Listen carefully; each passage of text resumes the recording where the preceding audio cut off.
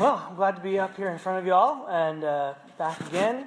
And in case anybody has forgotten, we're going through a series on giants of church history. We've already done Martin Luther, the father of the Reformation, and then St. Augustine, who's really the father of all Western theology and a huge influence on Christianity ever since his day. Before I get into my sermon tonight, I just want to pause for a sec. And Thanksgiving is coming up, and I really believe that thankfulness is a huge part of what it means to be Christian. And so I really try not to take for granted, the fact that you guys come and hear me every week to speak, and especially, though, people who've been here and who volunteer and who make this service happen, whether it's Robert and Alex, who are in the back tonight, or Kyle and Taylor, who've been in the back for years doing the slides, and Ty, who fills in and preaches. And Ty, first, we should have a dedicated Celebrate Ty night, because he basically runs the church without getting paid for it. He helps out with Roots, he helps out with our youth group, with the Kingdom Kids, Sunday mornings. So, I really don't want people like Ty and Kyle and Taylor, Robert and Alex, and all of you, not just for being here and for everything that you do and the ways that you help out make this service happen. I don't want that to go unappreciated and unrecognized. So thank you so much, and give yourselves and each other a round of applause real quick. Just thank you. I mean it. Thank you so much from the bottom of my heart, all of you. So, with that said, on to the sermon. On March 13th, 2013, Cardinal Jorge Mario Bergoglio was named Pope of the Roman Catholic Church. And Bergoglio was kind of a surprising choice for a lot of people, because he was kind of an older guy. He was from South America. He was the first pope from the Americas. He was a Jesuit, so he's the first Jesuit pope, and lots of other things. So his religious order, his age, his nationality, all of that. But the thing that stood out about Bergoglio more than anything else was that his whole career had been spent in service and care for the poor. He was known for his dedication to living a simple, humble life with few possessions, and his willingness to live and work with the poor, the sick, the needy. And when it came time for Bergoglio to be introduced to the world as the new pope, it was revealed that the name he had chosen for himself was a name that no pope had ever taken, Pope Francis. He's our current pope today. And the name choice was in honor of St. Francis of Assisi, who dedicated his life to following God by serving the poor, and who, in doing so, awoke an entire generation of devout Christians. So we're going to talk tonight about St. Francis of Assisi, one of the most important Christians of the Middle Ages.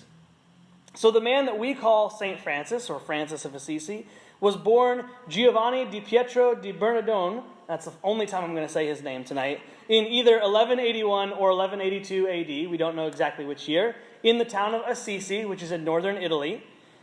His father was Italian, but his mother was French, and he was not very tall, and so because of that, because he had French blood and because he was kind of short, he was given the name Francesco, which means little Frenchman, and that's where we get Francis from. So that's why he's called Francis, and why everything is St. Francis today.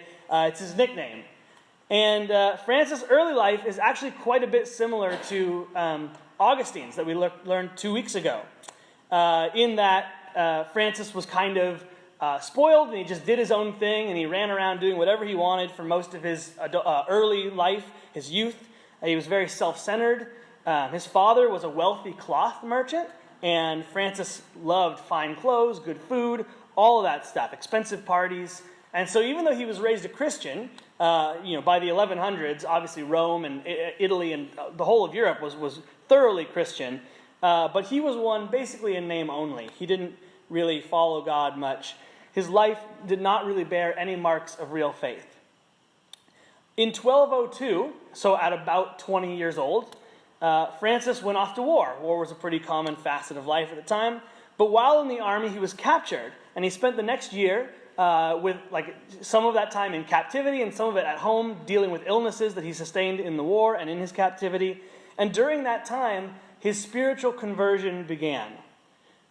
We don't really know, we don't have a singular moment for him like we do with Augustine in the garden, where Francis turns to God, but we do know that when he was finally able to get up and walk around, right, when his convalescence was over, he suddenly began to avoid the parties and the other stuff, the games of his carefree days. He spent a great deal of time praying in this rundown old chapel in San Damiano, which is just outside of Assisi. And so while he prayed in that chapel, he experienced a vision 3 times that came to him, in which, in Catholic churches, they don't just have the cross, they have Christ on the cross, right? So the Christ on the cross spoke to him 3 times and said, Francis, Francis, go and repair my house, which, as you can see, is falling into ruins. Now, Francis assumed that the vision was about the chapel of San Damiano, which he'd been praying in, because it was abandoned, it was dilapidated, it was old. So he sold some of his father's gold cloth, and he used the money to rebuild that chapel. And when his father heard about this, he was furious, absolutely furious. His son had stolen valuable merchandise from him and then spent it all rebuilding this old chapel. Francis' father drags him before the bishop, which at the time, there wasn't really like a separate law court. You tried cases before the bishop. And so he drags him before the bishop, and he begins legal proceedings against his own son for stealing the gold cloth. And at that moment, Francis made a decision that would change his life. He decided to renounce everything, to renounce his inheritance, all of that, the family business, and to just leave, to just go out and wander in the wilderness. And so in order to owe nothing to his father, Francis took off the clothes he was wearing, everything, gave them to his father so that he didn't owe him anything, and walked out naked into the fields. From that time on, Francis lived the life of a poor wanderer.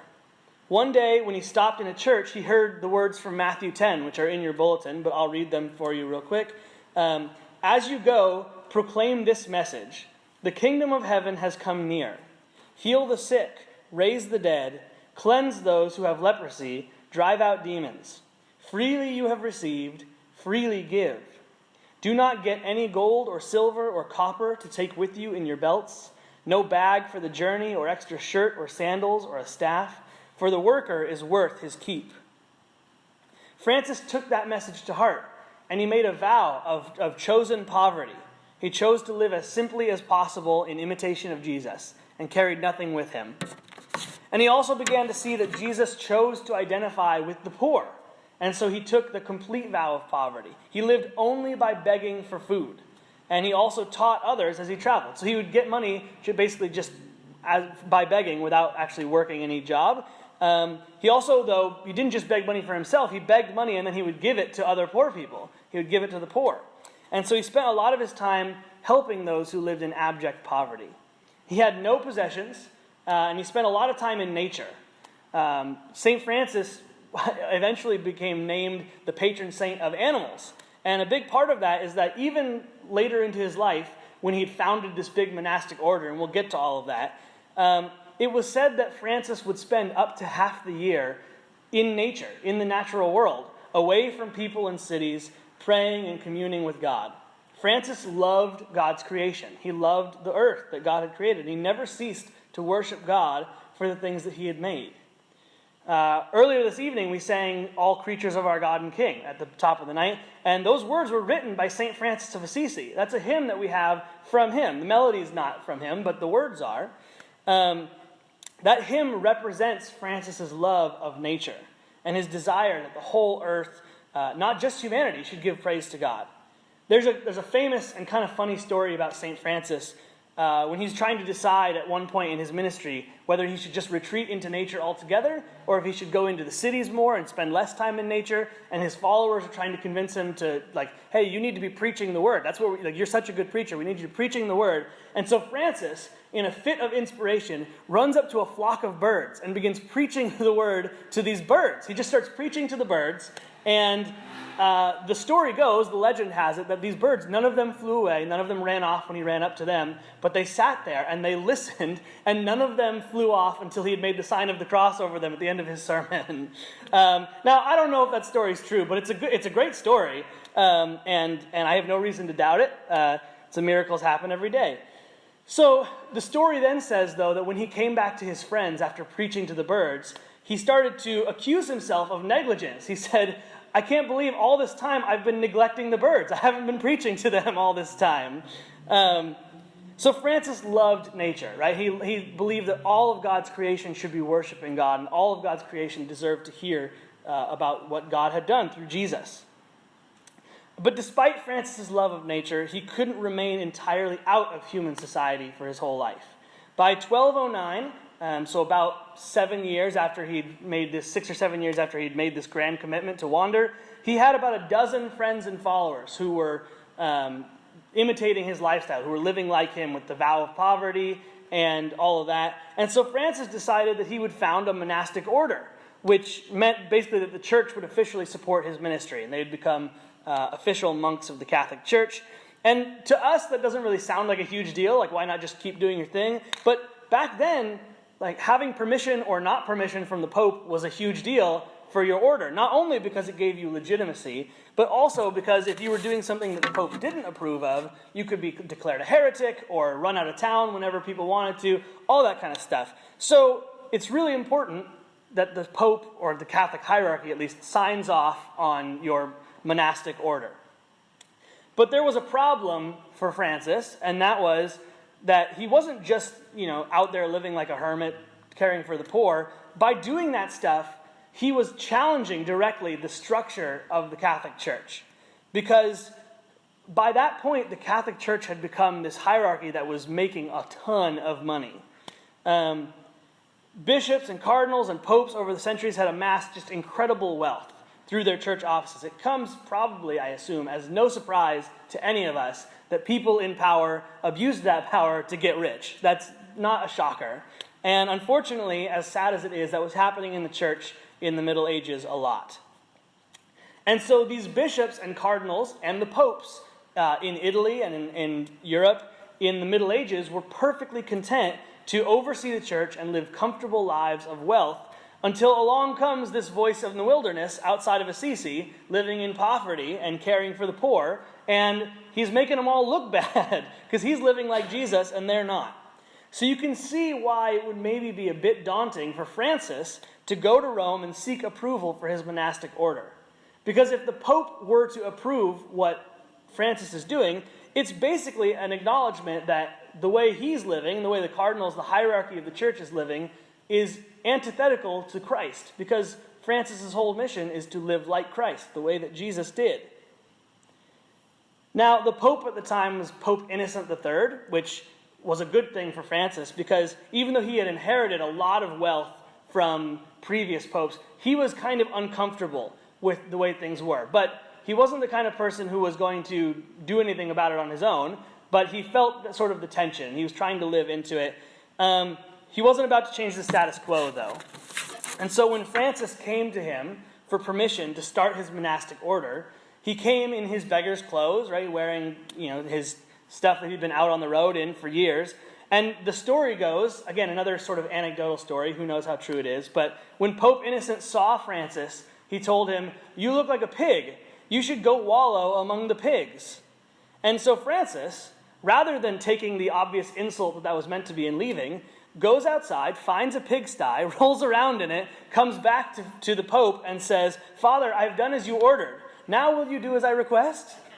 And so Pope Innocent is so impressed with this humility and obedience and the willingness to be just a humble, lowly servant that Francis showed. And so out of just sort of amazement at this act of humility, he lets Francis form his order officially. He makes them official. And so with that approval, the Franciscan order goes from this small 12 group, and all of a sudden it just explodes. People start joining this life of chosen poverty left and right. There's a woman named Claire who wants to join Francis, but wants to kind of remain separate, and you can't have men and women in a monastery together, that kind of thing at the time. And so she founds a sister organization, which becomes known as the Second Order of Franciscans. And so the men living in poverty are the first order, the women living in poverty are the second order. They also take on the name the Poor Clares. And she becomes a saint in her own right, Saint Clare, and founder of the Poor Clares. And then after that, you have these two orders. Then there start to be a lot of people who want to live in simplicity and poverty, but they feel like God is not calling them to leave behind their jobs, their families, to go wander. They feel like they can do that from within their life. And so they become then the third order of Franciscans. And so now you have this Franciscan movement in the course of just a few years. This is, Francis is still alive and all this is happening, that his movement spreads from himself to the 12 to hundreds, if not thousands of people joining the 3 different orders of Franciscans all over the place. Men and women who had perhaps only seen the Catholic Church as this abuse of power, this hierarchy of money, and now they're joining this movement that asks them to choose poverty, to live like Jesus in their lives, whether that be as wandering preachers and beggars, or in their lives living simply. And so Francis takes this message, and he wants to spread it even further than Europe. It's exploding all across Christian Europe, but Francis decides to do something absolutely insane, which is he makes a trip to Egypt. This is like right at the time of the Crusades. Like the Crusades have been happening, and he says, I'm just going to go convert the Muslim Sultan in Egypt to Christianity. No big deal. And so he goes. He actually gets all the way to the Sultan of Egypt. And unfortunately, Francis wasn't able to convince the Sultan to convert to Christianity. But the Sultan of Egypt was so impressed with Francis that he granted him safe passage back to Italy, rather than having him killed as, a Christian from Europe in the middle of Muslim Egypt. So it just shows sort of the boldness of Francis, right? Even though it was a failed venture, even though he didn't convert the Egyptian sultan to Christianity, it shows the boldness of spreading the word of Christ in the face of insurmountable odds. So Francis spent the last many years of his life leading his monastic brothers and sisters, the 3 orders of Franciscans, teaching them, trying to keep them humble, right? One of the things that's always a struggle when any movement explodes is that it's going to lose the focus of its foundation. And there's sort of the temptation, especially for a movement that's founded on humility and poverty, that, it explodes and people are going to start like giving money to the Franciscans, and then what are they going to do, And so there's another famous story of Francis where one of his new converts to the Franciscan order asks if he can have just a little psalter, just a little prayer book. And Francis says, no, if you want a psalter, then eventually you're going to want a New Testament. And then eventually you're going to want this and that. Like, even the very simplest of possessions was too much of a possession for Francis. But it showed his focus, his attempt to try to get them to understand no possessions is how Jesus lived. And the way that can seep in, even in the smallest ways of you want one thing and it turns into another thing, and it turns into another thing. So Francis' vision of living in poverty was constantly being attacked, even during his lifetime in his own order. But he was able to maintain it, to help them to stay with this vow of poverty. And I think, as I wrap up his life, something that's been commented on a lot in the life of Francis is taking that vision that he had when he was in the chapel in San Damiano, right? The Francis, go repair my house, for it's in ruins. And of course, Francis saw it as the chapel, but a lot of people have taken that then and applied that, and a lot of his followers. And, he began to repair not just that chapel, but the whole church, the whole Christian church, which had been in ruin of excessive wealth and comfort and sort of living not the life of Jesus, and taking that and turning it around through his Franciscan movement. So as I close, just a few lessons from the life of St. Francis, right? We don't just want this to be a history lesson. Hopefully we can learn some things from his life. So first, follow the calling of God in your life. If Francis had not obeyed the very small call of rebuilding the chapel of San Damiano, as he assumed his call was, then who knows if he ever would have embarked even further. If he hadn't done that, he may never have walked out on his dad when he was being tried, because he wouldn't have been in trial. He may never have started wandering. He may never have founded the order that changed Catholic Church. So follow whatever calling you know you have from God. It doesn't have to be something grand, whether it's big or small. Follow the calling of God in your life. Take that step in faith. Second, nothing is beyond God's care. Francis shows us that God cares not only about humans, but the whole earth, the animals and the plants, everything. He cares about all of creation, and so should we. And finally, Francis shows us the power of following the example of Jesus in your life. Francis' commitment to living like Christ was completely revolutionary in the church. It's revolutionary enough outside of the church, but even within the church, the commitment to living the way that Christ lived changed the Catholic Church. So I encourage you, follow the example of Jesus. Don't let it be just lessons that you hear, but go and live like Jesus did. That's why we study. That's why we read the Bible, is to know how he lived, to know how we're supposed to live. And Francis lived that out better than a lot of people. So what I want to do now is, rather than getting into groups as we usually do, I want to close with a prayer that we say together. It's going to be on the screen, from St. Francis himself. And it was only maybe a month and a half ago, that we used this prayer here in the service. We did a worship night, and we used a few different prayers from throughout the history of the church to sort of ground us. And so hopefully this is familiar, at least a little bit, to some of you, because we've used it before. It's one of the most famous prayers of the history of the Christian church, and it's a powerful prayer. And so as we pray it together, I hope that you don't just say the words and not think about them, but that you'll let this prayer encourage you to live like St. Francis, to offer your whole life and all of your possessions to God. And so if you put that on the screen, let's pray together. Lord, make me an instrument of your peace. Where there is hatred, let me sow love. Where there is injury, pardon. Where there is doubt, faith. Where there is despair, hope. Where there is darkness, light. Where there is sadness, joy. O divine Master, grant that I may not so much seek to be consoled as to console, to be understood as to understand, to be loved as to love.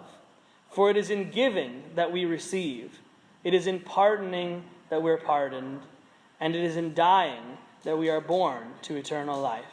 Amen.